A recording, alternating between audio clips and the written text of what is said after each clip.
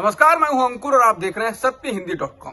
सत्य हिंदी का app download करने के लिए डिस्क्रिप्शन में जाइए, वहां पे आपको एक लिंक मिलेगा जहां से आप ऐप डाउनलोड कर सकते हैं।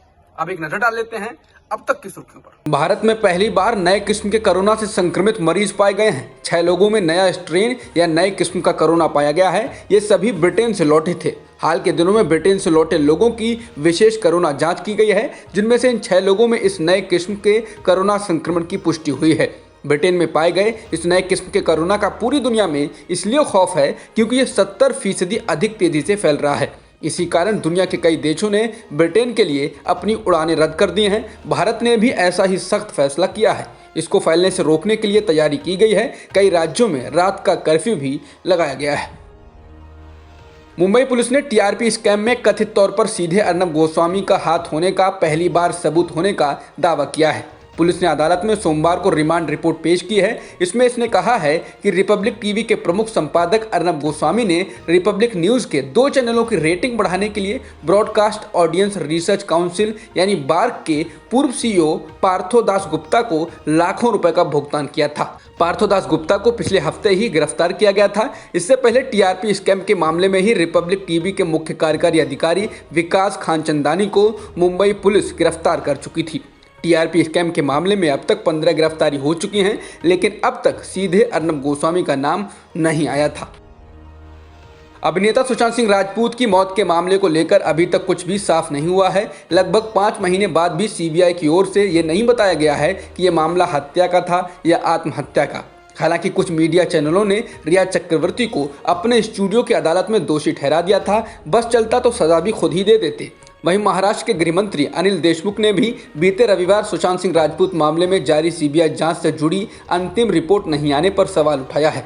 देशमुख ने कहा कि महाराष्ट्र और देश की जनता सुशांत सिंह राजपूत की मौत के मामले में चल रही सीबीआई जांच रिपोर्ट का इंतजार कर रही है। जनता मुझसे पूछती है कि इस मामले में अब तक क्या हुआ है। मैं सीबीआई से आग्रह करता हूं ये उजागर किया जाए कि ये आत्महत्या थी या एक हत्या। किसानों और केंद्र सरकार के बीच 7वें दौर की बातचीत कल यानी 30 दिसंबर को तय हुई है। मंगलवार को केंद्र सरकार ने किसानों की चिट्ठी का जवाब दिया, जिसमें बुधवार दोपहर 2 बजे विज्ञान भवन में किसानों को चर्चा के लिए बुलाया गया है। सरकार के न्योते पर किसानों ने सहमति जताई है। हालांकि ये भी कहा गया है कि सरकार द्वारा भेजे गए प्रस्ताव की भाषा बहुत उलझाने वाली है और उसमें किसानों की मांगे मानने जैसा कुछ नहीं दिख रहा है। सरकार का प्रस्ताव मिलने पर किसानों ने साफ कहा है कि वो कानून वापस लेने और स्वामीनाथन रिपोर्ट पर ही चर्चा करेंगे। दरअसल 26 दिसंबर को किसानों ने सरकार को 4 शर्तों पर बातचीत का प्रस्ताव भेजा था, जिसमें पहली शर्त यही है कि तीनों कृषि कानून खारिज करने की प्रक्रिया पर सबसे पहले बात हो। अपनी मांगों के साथ किसान 34वें दिन भी दिल्ली के बॉर्डर पर डटे हुए हैं। रिलायंस के सामानों का बहिष्कार करने का ऐलान कर चुके किसानों के निशाने पर जियो के टावर्स हैं। पंजाब में किसानों द्वारा पंजाब के 9000 में से 1500 रिलायंस जियो के टावर्स को कथित रूप से नुकसान पहुंचाया गया है। इन सभी ने काम करना बंद कर दिया है। इन टावरों के साथ तोड़फोड़, बिजली की सप्लाई बंद करना या जनरेटर की चोरी के कारण कई जगह सेवा प्रभावित हुई हैं। बता दें, पंजाब के सीएम इससे पहले अपील कर चुके हैं कि किसान दिल्ली में प्रदर्शन कर रहे किसानों की तरह ही अनुशासन दिखाएं। मुख्यमंत्री कैप्टन अमरिंदर सिंह ने राज्य में मोबाइल टावरों के साथ छेड़छाड़ और दूरसंचार सेवाओं को बाधित करने के खिलाफ अब कड़ी चेतावनी दी है और पुलिस से ऐसे मामलों में सख्त कार्रवाई करने को कहा है। मुख्यमंत्री ने कहा है कि वह पंजाब में अराजकता या किसी निजी या सार्वजनिक संपत्ति के विनाश को सहन करने की अनुमति नहीं दे सकते।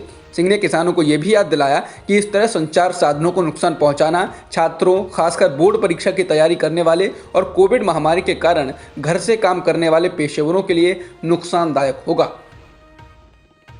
कर्नाटक विधान परिषद के डिप्टी स्पीकर एसएल धर्मगौड़ा मंगलवार को राज्य के चिकमंगलूर में एक रेलवे ट्रैक पर मृत पाए गए हैं। पुलिस ने इसकी जानकारी दी है। पुलिस ने मीडिया को बताया कि यह सुसाइड का केस है और उनके शव के पास एक सुसाइड नोट मिला है। उनका शव मंगलवार की तड़के सुबह 2 बजे के आसपास मिला। जनता दल सेक्युलर के नेता अभी कुछ दिनों पहले ही चर्चा में तब आए थे जब परिषद में कुछ पार्षदों ने उनके साथ जबरदस्ती की थी और जोर देकर उनको कुर्सी से हटा दिया था। सैन्य सहयोग मजबूत करने की दृष्टि से कई देशों के दौरे कर रहे भारतीय थल सेना प्रमुख जनरल मनोज मुकुंद नरवणे सोमवार को दक्षिण कोरिया पहुंचे हैं। वो वहां पर 30 दिसंबर तक रहेंगे। ये किसी भारतीय सेना प्रमुख का पहला दक्षिण कोरिया दौरा है। भारत ने दूसरे टेस्ट मैच में ऑस्ट्रेलिया को 8 विकेट से हरा दिया है। इसके साथ ही 4 टेस्ट मैचों की सीरीज में भारत और ऑस्ट्रेलिया 1-1 की बराबरी पर आ गए हैं। दूसरे टेस्ट मैच की दूसरी पारी में ऑस्ट्रेलिया के सभी खिलाड़ी 200 रन बनाकर आउट हो गए थे। ऑस्ट्रेलिया को 69 रनों की बढ़त मिली और भारत को यह टेस्ट मैच जीतने के लिए महज 70 रन बनाने थे। भारत ने इस लक्ष्य को 2 विकेट खोकर 15.5 ओवर में हासिल कर लिया। दूसरे टेस्ट मैच में शानदार जीत के बाद कप्तान रहाणे की काफी तारीफ हो रही है। रहाणे की कप्तानी पर पूर्व क्रिकेटर और चयनकर्ता रहे मदन लाल कहते हैं कि रहाणे ने फील्डर वहां खड़े किए जहां ऑस्ट्रेलिया बल्लेबाजों ने कैच दिए। बता दें, रहाणे इससे पहले अपनी घरेलू पिचों पर ऑस्ट्रेलिया के खिलाफ 2017 में धर्मशाला में और 2018 में बेंगलुरु में अफगानिस्तान के खिलाफ कप्तानी कर चुके हैं और दोनों ही मैच में जीत भारत की हुई थी। इसके अलावा रहाणे ने 2015 में जिम्बाब्वे के खिलाफ हरारे में खेली गई एक दिवसीय सीरीज में 3-0 से जीती थी। इसके साथ ही वो 2 T20 मैच में भी भारत की कप्तानी कर चुके हैं। चीन ने उन रिपोर्ट्स को बेबुनियाद बताया है जिनमें कहा जा रहा है कि चीन ने चीन पाकिस्तान इकोनॉमिक कॉरिडोर यानी सीपैक की एक मुख्य परियोजना के कर्ज के लिए पाकिस्तान से अतिरिक्त गारंटी मांगी है। चीनी विदेश मंत्रालय ने इन आरोपों को खारिज करते हुए कहा है उसने कोई अतिरिक्त गारंटी नहीं मांगी है और CPEC यानी सीपैक परियोजना महामारी के बावजूद ट्रैक पर है। बता दें, पाकिस्तान के द एक्सप्रेस ट्रिब्यून अखबार ने रिपोर्ट किया था कि चीन ने मेन लाइन 1 परियोजना के लिए $6 अरब का कर्ज देने से पहले अतिरिक्त गारंटी की मांग की है। इस परियोजना में पेशावर से कराची तक 1872 किलोमीटर रेल लाइन को अपग्रेड किया जाना है। चीन के वुहान शहर से कोरोना वायरस महामारी पर रिपोर्ट करने वाली एक चीनी सिटीजन जर्नलिस्ट जैंग जान को 4 साल की जेल की सजा सुना दी गई है। चीन में विरोध करने वालों के खिलाफ ऐसी धाराएं लगाई जाती हैं। 37 वर्षीय पूर्व वकील जान को मई में हिरासत में लिया गया था। वो कई महीनों से भूख हड़ताल पर हैं। उनके वकीलों का कहना है कि उनकी सेहत खराब है। बता दें, चीन में कोई स्वतंत्र मीडिया नहीं है और अधिकारी ऐसे लोगों पर शिकंजा कसते हैं जो महामारी के दौरान सरकार की नीतियों के खिलाफ अपनी प्रतिक्रिया देते हैं। अब तक की खबरों में इतना ही। बाकी खबरों के लिए बने रहिए सत्यहिंदी.com के साथ। सत्य हिंदी का ऐप डाउनलोड करें गूगल प्ले स्टोर पर।